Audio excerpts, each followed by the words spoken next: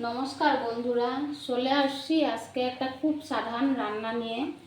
আজকে আমি রান্না করব টগর ফুলের বড়া। টগর ফুলের বড়া কিভাবে রান্না করব সেটাই তোমাদের সামনে তুলে ধরব। টগর ফুলের বড়া করার জন্য আমি আগের থেকেই চাউলের গুঁড়া, হলুদ, লবণ, লঙ্কার গুঁড়া আর একটু বেসন দিয়ে মেখে রাখা হয়েছিল। আর এখন কড়াইতে তেল দিয়ে রাখা হয়েছিল। এখন আমি বড়াটা এক এক করে ভেজে নিব।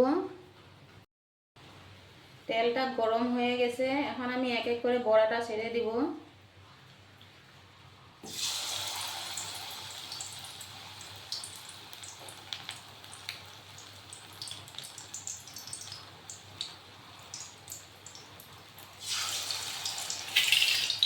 এরকম করে আমি সবগুলো বড়া দিয়ে দিব।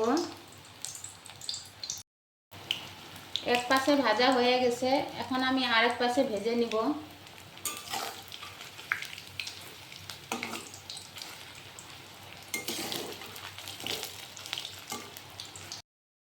বড়াটা ভাজা হয়ে গেছে, এখন আমি নামিয়ে নিব।